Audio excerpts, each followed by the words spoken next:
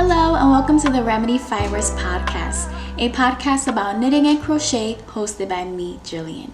If you're new here, welcome, and if you're a returner, thank you so much for coming back to my channel. Today I'm going to show you my first ever crocheted garment, as well as 5 modern, classic, gorgeous recommendations for crochet garments that you should make and that I definitely want to make right away. So stay tuned.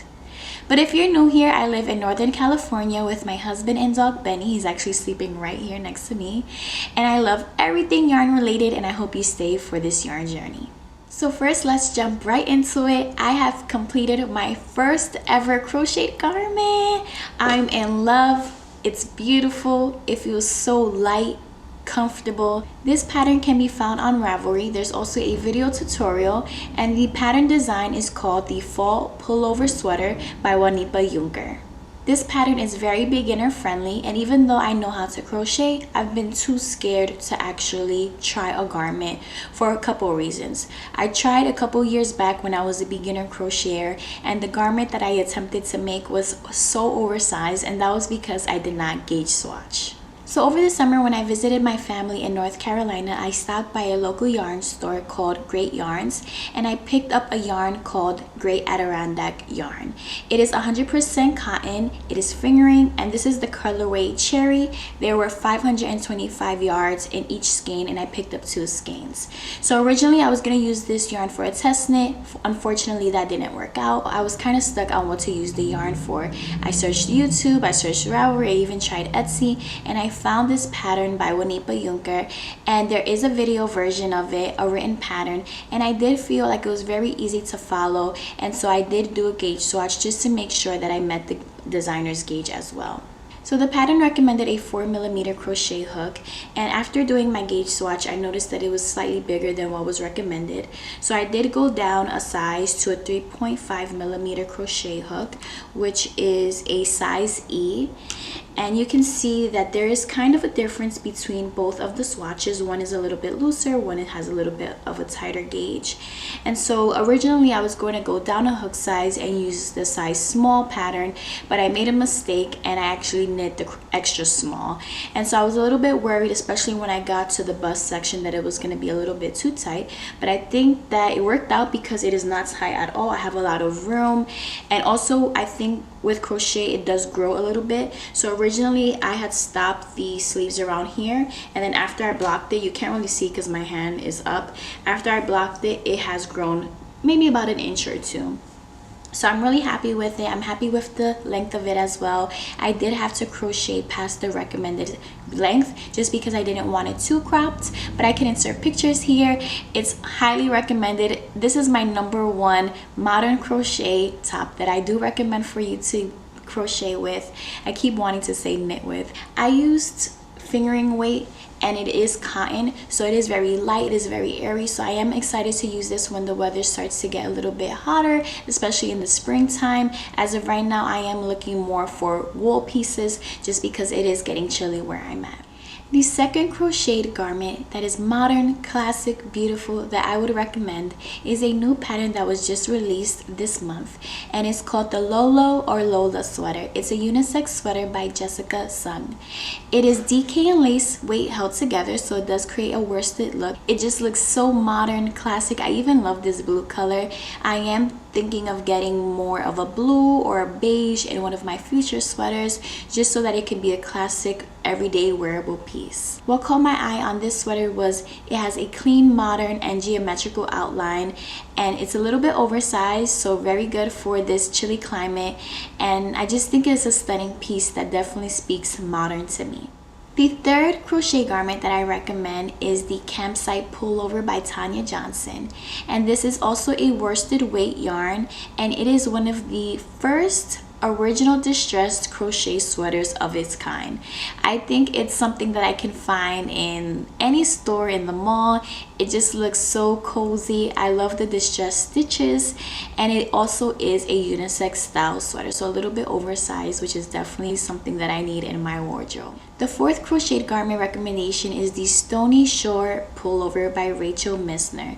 I really loving these browns, especially as it gets more autumn-like and the leaves are falling. It just looks stunning. I love the texture. It has some type of bauble or geometric something going on in the pattern, and it is also oversized, cozy with a balloon sleeve. So I've been seeing this trend in a lot of knitted patterns with the balloon sleeve, and I'm here for it. I definitely don't have anything like that in my wardrobe, and I really want to make something like this. Last but not least, my fifth crocheted garment recommendation is the Dottie sweater by Anna D. This is an Aran weight sweater, and she also used wool in the gang cotton, so maybe I might supplement that with some wool. I really love the style and the texture of this sweater with all of the little holes in the sweater. It looks like it will be a fun mix-up from doing half double crochets or single crochets, and give it a fun design element after you wear it and complete it. So those are my top 5 crocheted garments that I recommend to you, that I hope to make, that are modern, beautiful, and classic. I also think that crochet gets kind of a bad rep. I've heard people say that they prefer knitted garments over crocheted garments, either aesthetically, the way it fits, the way it drapes. And I think that crochet is so versatile. It can really be flowy, drapey, modern. It doesn't have to be just a granny square or a granny stitch. And what impresses me most about crocheted garments is that there still has yet to be a machine that can create the crochet stitch. There are knitting machines out there, but I think that adds a special rarity and handmade uniqueness to creating crochet garments. And after I completed this garment, something about it just made me feel so accomplished. It made me feel so inspired, and it had a different feeling than my knitted garments, maybe because this might be my first one and I actually struggled and was scared and was anxious about making something that was going to actually fit me, because I am comfortable with knitting garments compared to crochet, and it just had a feeling that I never wanted to take it off, and it just makes it that much more special to me. So hopefully you're inspired to start your own first crocheted garment or expand on some skill sets, grow and see what kind of patterns are out there that will fit your aesthetic and your wardrobe. And definitely share in the comments what crocheted garments you have worked on or want to work on, because I'm definitely inspired. I want to add everything into my Ravelry queue and get all the yarn. I do plan on making a second version of this garment in some of the yarn that I purchased about a week ago in this pink colorway that I got from Spain. It is a wool blend, so I'm hoping that it will keep me a little bit warmer, and I am going to take a pause on any summer garments or any summer fibers. I do have some summer fibers in my stash, and I'm just going to take a pause on it just because I've been extremely cold and I just need something that's going to keep me warm, something that I can throw on and wear every single day, whether it's a turtleneck, a pullover, or a cardigan. And what I really enjoyed about crochet was it's much faster, it's easier to join for the sleeves, it's easier to extend the body if I didn't like how long it was, very versatile, and I have less fear in making a mistake. I could just pull back that row and start again.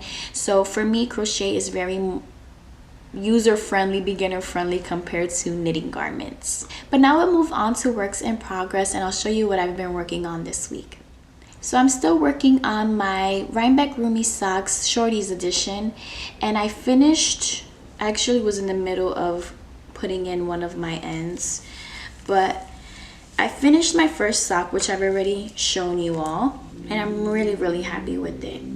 And then on my way back from Spain, I cast on this sock, and I was kind of upset because since this is a short version, a modified version, I couldn't remember how many stitches I did for the cuff or how many stitches I did for the leg portion, so I kind of winged it, and I think for the most part I was able to try it on. It does match up, and right now I'm in the part where I just knit as much as I can for the length of the foot and then work on the toe decreases. So I'm hoping that I can finish this soon because I've been wearing all of my knitted socks. It's been really cold and it's keeping me warm. And something that some people might not know is that when you wear wool socks, sometimes you don't even need to wear a coat depending on how cold it is outside, because it warms up your body so much. Sometimes the socks cause me to overheat and I have to change back to regular socks.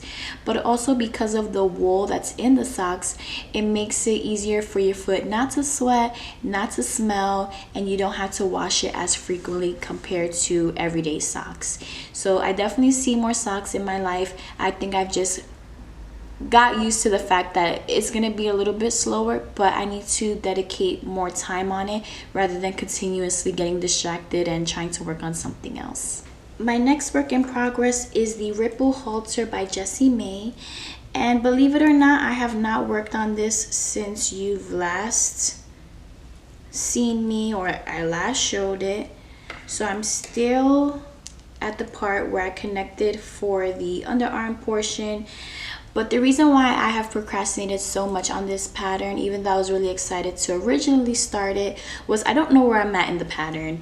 And I have to really look back and think of where I last stopped so I can continue. I probably am going to have to count how many stitches I have to see where it matches up most with the pattern.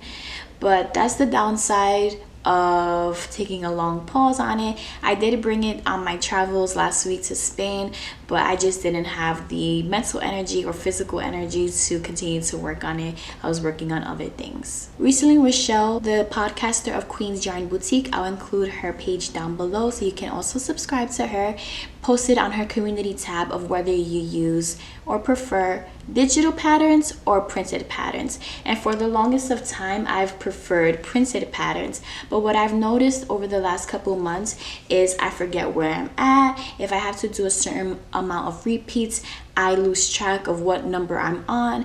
And so surprisingly, I have switched over to digital patterns because there is a highlight feature, so I can highlight where I'm at in the pattern. Especially if I have to step away, I can go right back to that highlighted section. And then I use the notes app on the computer that I have. There's an outline button where you can put circles on how many repeats and then just check them off as you complete them. And so that's been such a helpful tool for me to stay concentrated on where I'm at. If I lose focus, I can easily go back and pick up where I left off. And so sadly, I have become a digital pattern girl. I'm so sorry. I didn't know I would be one of those, but sadly I am. Well, let me know in the comments below what you're working on or what patterns you have on the queue. I know that a lot of you might be getting ready for holiday knitting, crocheting, gifting, and for me, I think I'm going to continue to be selfish, continue to work on some of the garments that I have. I have 2 woolly projects that I've been having for quite some time that I want to cast on, and then I want to cast on another project that I just got some yarn for last week. So I'm definitely going to be keeping busy. Thanksgiving is next week. Next thing you know, it's gonna be December. Time is moving really fast. Do you feel like time is moving really fast? I just feel like I can't believe we're already at the almost last week of November. It is crazy. Well, thank you so much for stopping by. I hope that you and your family are happy, healthy, and safe, and I hope to see you next week. Take care. Bye.